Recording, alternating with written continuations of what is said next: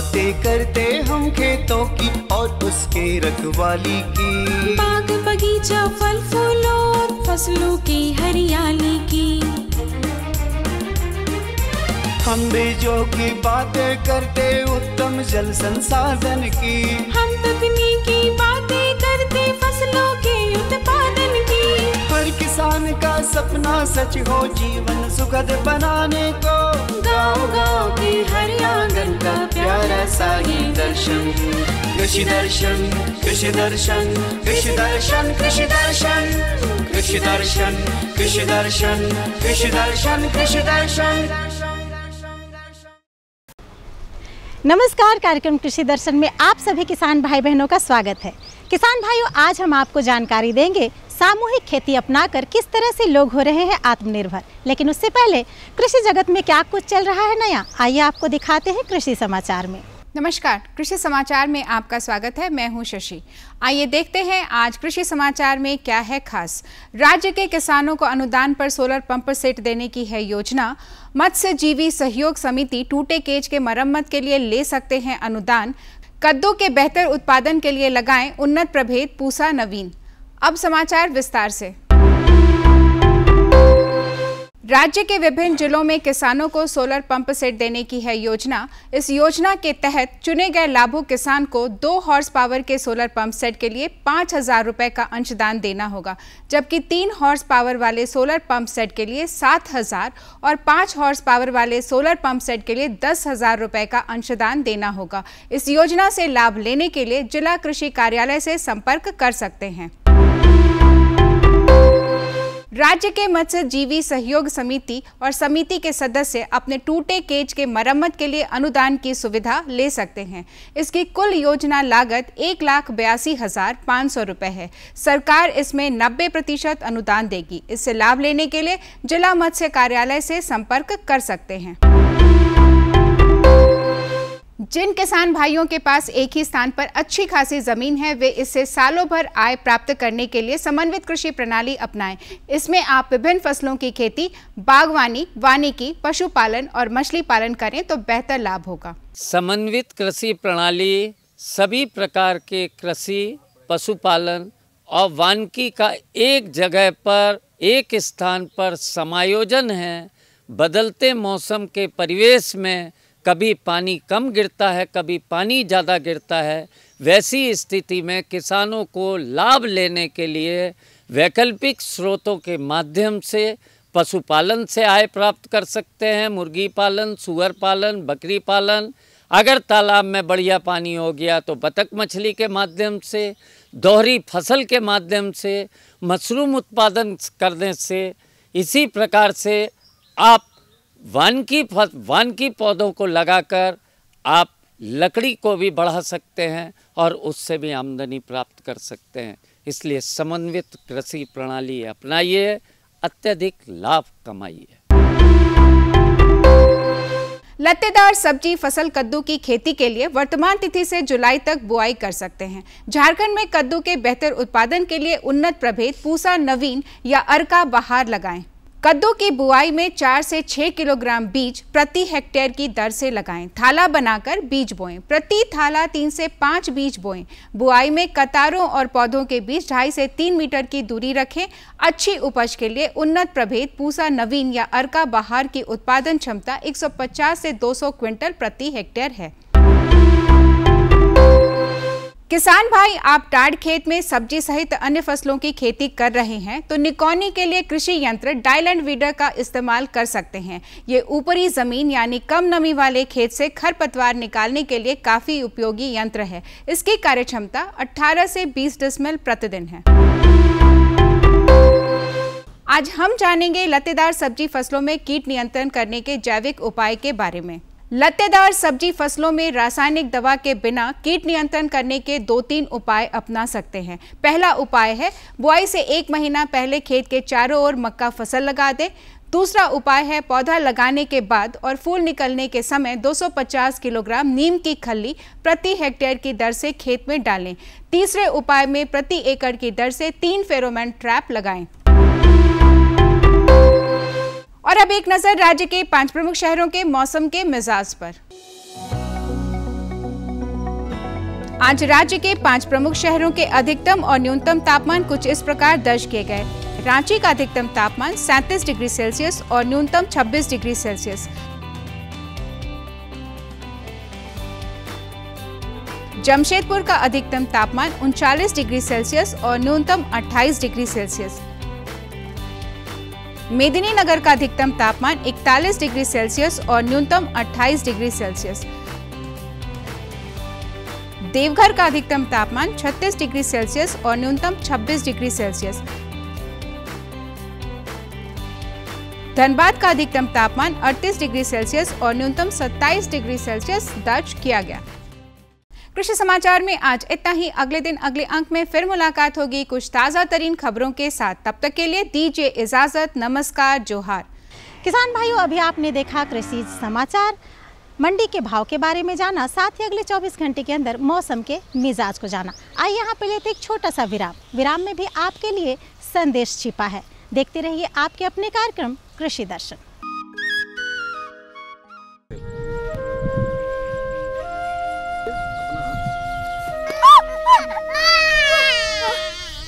मेरी तो जान ही निकल गई थी। अरे 2 बच्चा पेट में ही खराब हो चुका है। कितनी मुश्किल से आया हमारा ये राजा बेटा। अपनी जान लगा देंगे लेकिन तुम्हें कुछ नहीं होने देंगे। तुम बहुत उदास बैठे थे। हाँ, 2-3 साल से उपज घट गई है। हम कृषि वैज्ञानिक से मिलके आते हैं। इसे संभालना। अब नहीं लड़खड़ाऊंगी। तुम फसल संभालो, मैं नस्ल संभालती हूँ। मिट्टी से ही पैदा होता है सब कुछ।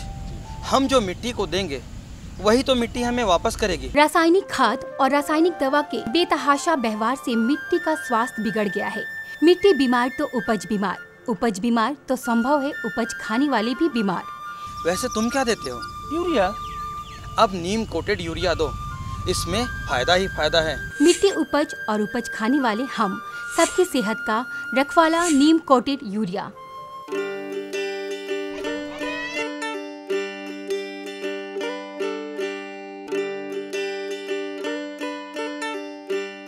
माँ, बाबा, आती हूँ ऑफिस से। बाय बेटा। बाय। नस्ल बचाइए, फसल बचाइए। नीम कोटेड यूरिया अपनाइए। किसान भाइयों, समूह में बहुत बड़ी ताकत होती है। अगर हमारे किसान भाई समूह बनाकर खेती करते हैं तो कई तरह के गुणात्मक परिणाम उनके सामने आते हैं। सामूहिक खेती अगर हमारे किसान भाई करते हैं तो विभिन्न प्रकार की जो मुसीबतें होती है उसे पीछे छोड़ के हमारे किसान भाई अच्छी आमदनी कमा सकते हैं। बस ज़रूरत है संगठन बनाकर आगे बढ़ने की। किसान भाइयों, आइए हम आज आपको ले चलते हैं ओरमांझी प्रखंड के हेंदी बिल्ली गांव, जहां के किसान भाई सामूहिक खेती अपनाकर किस तरह से हो रहे हैं आत्मनिर्भर। देखते हैं इस वृत्त चित्र के माध्यम से। जहां पे किसान जो हैं ये पहाड़ को चीर करके जो कहा जाता है कि सोना उगाते हैं, वो सोना उगा रहे हैं।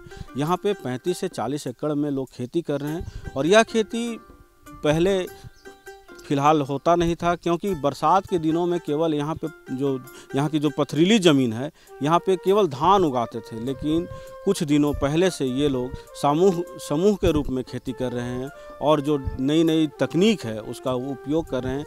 और यह जो हरा भरा इस गर्मी के मौसम में भी देख रहे हैं, इनके मेहनत और पसीने और खून की कमाई नज़र आती है।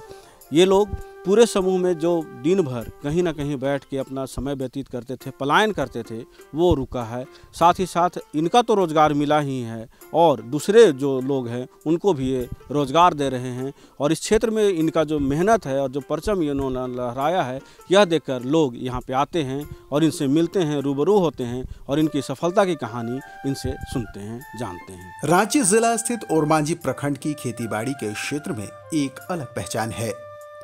यहाँ की मिट्टी उपजाऊ है और खेतीहर मेहनतकश हैं। इस क्षेत्र में कई प्रगतिशील किसान हैं जो खेती-बाड़ी में नवाचारों को अपनाते हैं और अच्छी फसल भी लेते हैं। लेकिन प्रखंड में कुछ ऐसे भी इलाके हैं जहाँ की मिट्टी पथरीली थी और यहाँ बामुश्किल खेती हो पाती थी।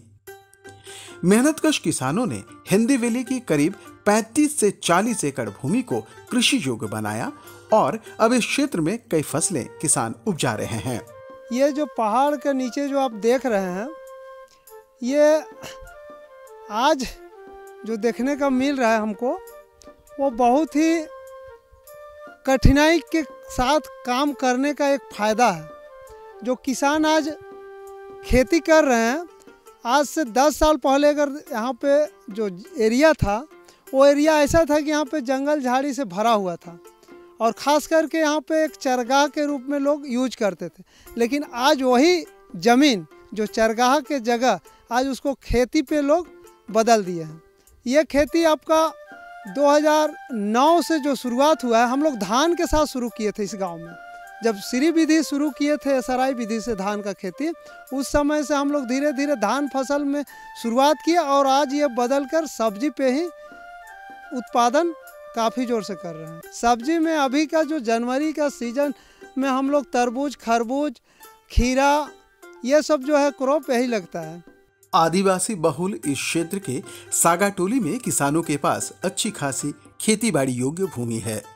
वर्ष 2009 के बाद वर्ष 2018 में यहाँ परिवर्तन का दौर शुरू हुआ, जब एपीओ के द्वारा क्षेत्र के विभिन्न हिस्सों से काफी संख्या में किसान जुड़े। ये टोला प्रॉपर है सागाटोली, जिसमें 40 से 45 घर है। सारे लोग एसटी परिवार के हैं और ये लोग हर लोग का एक एक किसान के पास 10 एकड़ से लेकर 20 एकड़ तक, और मिनिमम जो किसान है वो 2 से 5 एकड़ तक का अपना निजी खेती कर रहे हैं। समूह बनाने का जो नई नई तकनीकी के आधार पे हम लोग को विभाग से सरकार द्वारा 2018 में हमारे कृषि विभाग से जो डीओ सर थे, वो उनके द्वारा एपीओ का चर्चा हुआ और उन्हीं के कार्यकाल में हम लोग एपीओ गठन किए और वो एपीओ के तहत किसानों को हमने 2018-19 में जोड़े। लगभग 500 से ऊपर किसान जो ओरमांझी, अनगढ़ा, बुड़मू, खलारी, सिल्ली, ये 5-6 ब्लॉक में हम लोग सभी किसानों को जोड़ के कार्यक्रम को शुरू किए। एक वक्त था जब यहाँ खेती किसानी करना काफी दुष्कर कार्य था। किसानों को खेती बाड़ी की आधुनिक तकनीकों की जानकारी नहीं थी। बाद में किसानों ने टपक सिंचाई और मल्चिंग के द्वारा खेती बाड़ी करना शुरू किया और इससे उन्हें काफी लाभ मिला। एक दिन का बात नहीं है, ये हर दिन गाड़ी लगता है, लेकिन जैसा माल जिसके पास हो सके, बड़ा प्लॉट में टूट रहा है तो उसके लिए बड़ा गाड़ी चाहिए, जो छोटा प्लॉट है उसके लिए छोटा गाड़ी। देखिए, बहुत पहले लोग को कोई किसी पर विश्वास ही नहीं था। यहाँ पर इस गांव के लोग को अगर कहा जाए तो विश्वास जब देखते हैं लोग गांव में, तब खेती करना शुरू करते हैं। ड्रिप आया था तो ड्रिप का शुरुआत में तो ये लोग अपना खटिया बना के इसका अथी को सो गए थे, क्या जानकारी का। लेकिन धीरे धीरे टेक्निकल को लोग समझने शुरू किया और उसी का देन है कि आज एक सारे लोग जमीन पे अपना ड्रिप से खेती कर रहे हैं। स्थानीय किसानों ने खेती बाड़ी का प्रशिक्षण लिया। किसान खेती बाड़ी की नवीन तकनीकों को जानने समझने के लिए दूसरे राज्यों में भ्रमण भी किया। कृषि विशेषज्ञों की सलाह और सहयोग से अब खेती बाड़ी करते हैं, अधिक मात्रा में फसल उपजाते हैं और ये खुश हैं। विभाग से बहुत सारे हम लोग को प्रशिक्षण कार्यक्रम मिलते हैं, जिसमें यहाँ किसान लोग एक जगह से दूसरे जगह देखने गए हैं। और उसमें होता क्या है कि जब लोग देख के आते हैं, अभी फ़िलहाल ही भेजे थे यहाँ पे 3-4 किसान लोग गए थे आपका जलगांव महाराष्ट्र, उसके अलावा छत्तीसगढ़ गए थे, उसके अलावा आपका हम तो एक्चुअली बिहार गए हैं और ज़्यादातर मेरा केवीके रांची का है। वहाँ से हमेशा जब भी कोई बीज होता है तो वहाँ का सलाहकारों के बीच जाके उनसे सलाह लेना, जो बीमारी है, जो फसल संबंधित। किसान बताते हैं कि पहले हिंदोविली में खेतीबाड़ी न के बराबर होती थी, लेकिन जब से टपक सिंचाई और मल्चिंग का प्रयोग खेतीबाड़ी में किया जाने लगा, किसान एक ही खेत में 3 फसलें उगा रहे हैं और मेहनत भी कम करनी पड़ती है। ये जो मल्चिंग का जो प्रयोग जो किया है तो नई तकनीकी है, ठीक है। इसमें जो पहले हम लोग ओपन में लगाते थे उसमें घास पुआल अधिक मात्रा में होता था, तो खेती नहीं का बराबर होता था, उपजाऊ कम होता था और घास से फसल नुकसान होता था। तो इसका जो प्रयोग जो हो रहा है मल्चिंग और ड्रिप का सिस्टम जो चल रहा है नई तकनीकी, तो इसमें घास पुआल कम होता है, तो इसमें मेहनत कम लगता है, कम इसमें मेहनत लगता है और इसका उपजाऊ अधिक होता है। मान लीजिए कहीं घास हो जाता है तो आजकल केवल पौधा जहाँ जो रहता है वहीं पर इसका घास को हटाना पड़ता है, चुनना पड़ता है। और पहले तो पूरा उसको घास को साफ़ करना पड़ता था, कुदाल के द्वारा चाहे तो निकौनी के द्वारा साफ़ किया जाता था।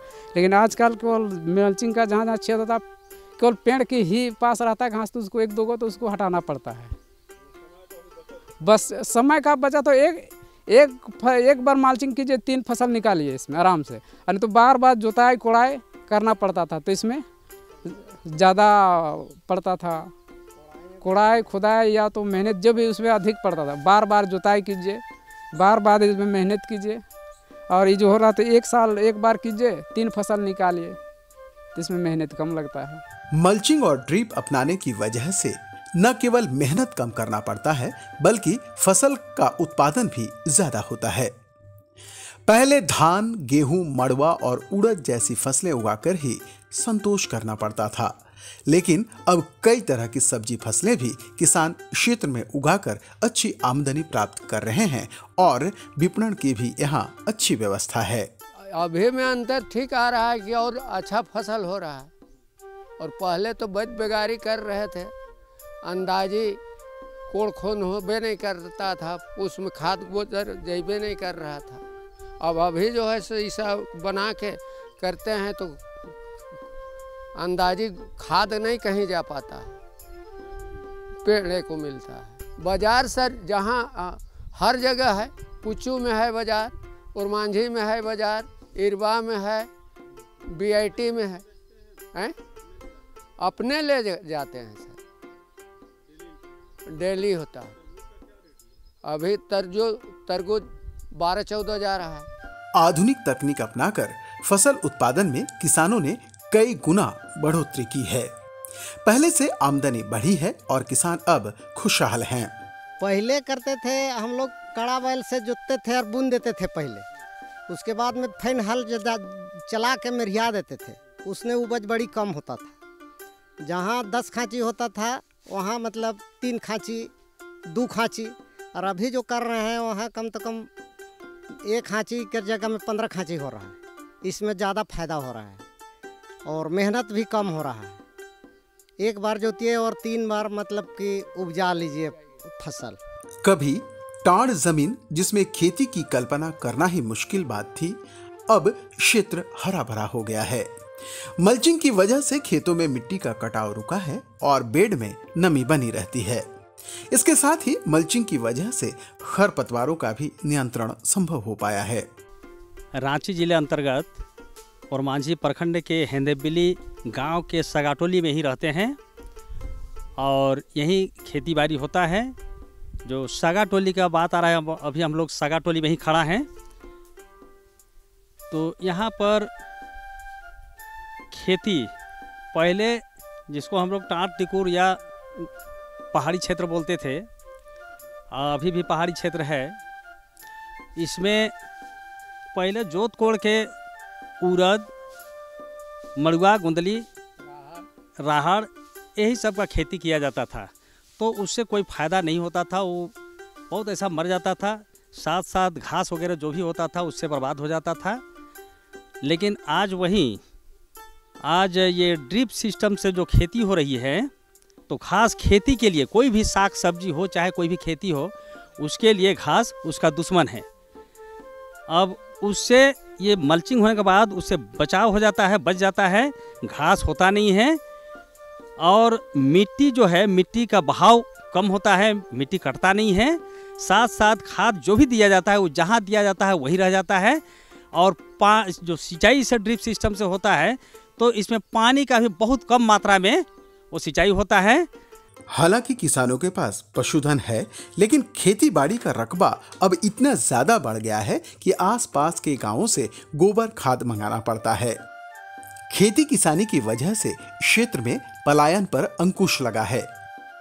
खेती बाड़ी से प्राप्त आमदनी से किसान के बच्चे उच्च शिक्षा प्राप्त कर रहे हैं। गाड़ी में लटक के जाते हैं, लेकिन यहाँ के लोग कोई नहीं जाते। यहाँ के लोग जाते हैं तो सब्जी लेके जाते हैं, और नहीं तो फिर यहीं किसान के खेत में, किसान के बाड़ी में, किसान के घर में ही बड़ा बड़ा एलपी ट्रक तक लगाते हैं।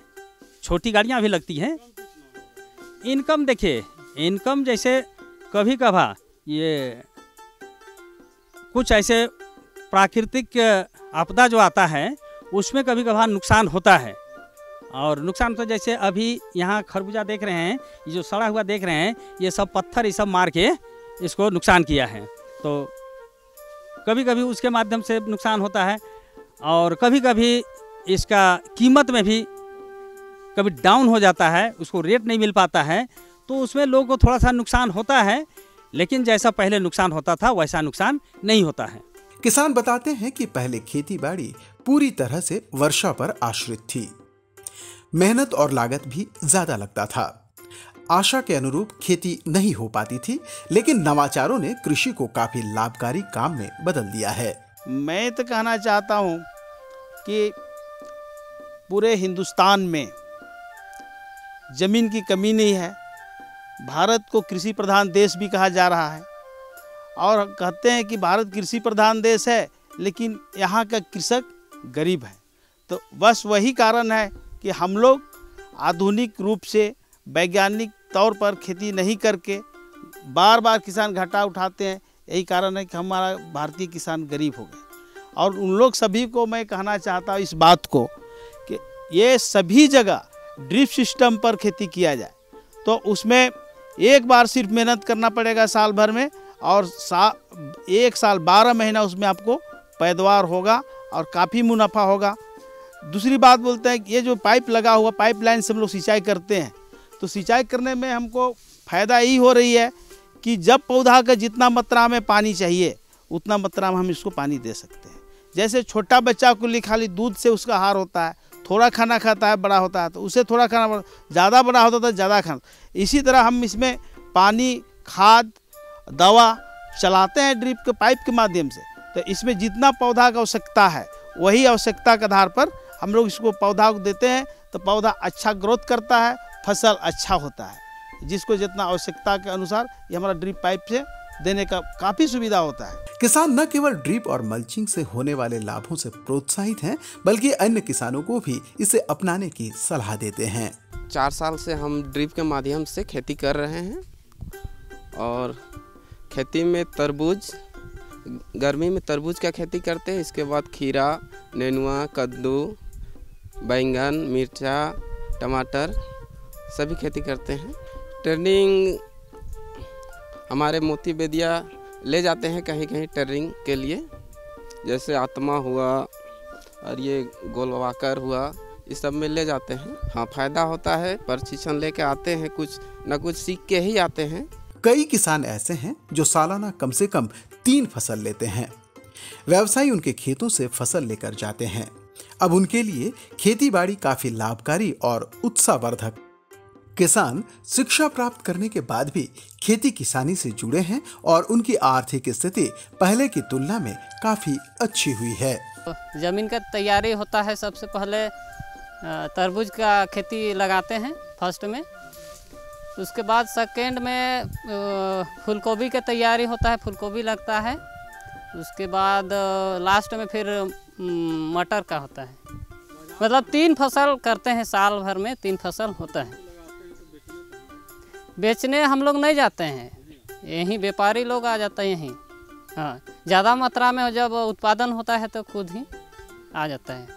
इसमें देखिए पढ़ा लिखा ज़्यादा नहीं भी रहता है, वो लोग भी खेती बढ़िया ढंग से कर रहा है, लेकिन टेक्निकल ढंग से खेती करने के लिए आज शिक्षा जरूरी है। इनकम का देखिए, इसमें इनकम सीमित नहीं है। इसमें बाकी किसान लोग बता ही दिए कि मतलब किसी तरह का कोई आपदा हुआ, किसी तरह का कोई नुकसान हुआ तो उसमें हम लोग का भारी नुकसान होता है। उसमें हम लोग का जैसे देखा जाए तो महीने का मतलब एरिया के हिसाब से 10-15 हज़ार 20 हज़ार जैसा एक किसान को। वैसा तो देखिए वो अगला जिस पर करते हैं उस पर निर्भर करता है। दूसरे को काम कर देते हैं, कहीं कहीं पैसा नहीं भी देता है, कहीं मिलता है तो अच्छा भी लगता है और नहीं देता है तो ख़राब लगता है। खेती में तो खुश है, लेकिन वही मौसम के आधार पर थोड़ा नुकसान होता है, तो थोड़ा ख़राब भी कभी कभी लगता है। पढ़ाई तो देखिए उधर हम लोग छोड़ दिए, उसके बाद हम लोग खेती में आए और खेती में देख रहे हैं कि अपना मेहनत का बलबूते पैसा की इनकम होती है, यानी जितना मेहनत करते हैं उतना फ़ायदा भी होता है। और टेम्परेचर के माध्यम से, मौसम का माध्यम से कभी किसान को भुगतभोगी भोगना पड़ता है, मतलब नुकसान हो जाता है। जैसे ओलावृष्टि हुआ इस बार तरबूज का, तो बहुत ज़्यादातर नुकसान भी हो गया है। हिंदीविली के मेहनतकश किसानों ने यह प्रतिमान स्थापित कर दिया है कि जज्बा, सोच, परिश्रम और संगठन की शक्ति से पथरीली जमीन को भी हरा भरा बनाया जा सकता है। साथ ही नवाचारों को अपनाकर कम मेहनत और कम लागत से ज्यादा फसल उपजाया जा सकता है। हिंदीविली के किसानों की तरह ही राज्य के अन्य किसान नई तकनीकों को अपनाकर न केवल खुशहाल जीवन बिता सकते हैं, बल्कि पलायन को भी रोक सकते हैं। तो आपने देखा कि किसान को अन्नदाता इसलिए नहीं कहा जाता कि केवल वो अन्न उपजाते हैं, बल्कि इसलिए कहा जाता है कि ये पत्थर और पहाड़ को चीर कर भी पानी निकालते हैं और वहाँ से सोना उपजाते हैं। सोना सिर्फ गहना जो होता है पहनने वाला वो नहीं होता है, किसानों के लिए सोना उनके जो फसल होते हैं वो होते हैं, और यही फसल हम और आप जैसे सामान्य लोग खाते हैं। किसान जितोड़ मेहनत करते हैं और यही मेहनत का फल उन्हें जब मिलता है तो पलायन रुकता है, और पलायन रुकने के बाद न सिर्फ गांव का विकास होता है जबकि राज्य का और देश का विकास होता है। जिस तरह से ड्रिप और मल्च का ये लोग प्रयोग कर रहे हैं और इस पथरीली ज़मीन से भी सोना उपजा रहे हैं, इससे जो सरकार की जो योजना है और प्रधानमंत्री ने जो कहा था कि 1 ड्रॉप मोर क्रॉप, उसको इन्होंने चरितार्थ किया है। अगर सारे किसान इस तरह की तकनीक का प्रयोग करेंगे तो पलायन तो रुकेगा ही, साथ अपने ही गांव में खेती करेंगे, खुशहाल रहेंगे और घर परिवार को पूरा अपना सहयोग करेंगे। आज के लिए बस इतना ही, अगले अंक में होगी फिर मुलाकात। तब तक के लिए पूरी टीम को दीजिए इजाज़त। जोहार, नमस्कार। तो ये थी हमारी आज की जानकारी। हमारी जानकारी आपको कैसी लगी, आप हमें हमारे इस पते पर लिख सकते हैं। फटाफट हमारा पता नोट करिए। हमारा पता है कार्यक्रम कृषि दर्शन, कृषि प्रकोष्ठ द्वारा केंद्र निदेशक, दूरदर्शन केंद्र, रातू रोड, रांची। पिन संख्या है 834001। तो इसी तरह से हमारा कार्यक्रम देखते रहिए और लाभान्वित होते रहिए। फिर मिलेंगे, तब तक के लिए कृषि दर्शन की पूरी टीम के साथ मुझे दीजिए इजाजत। नमस्कार, जोहार।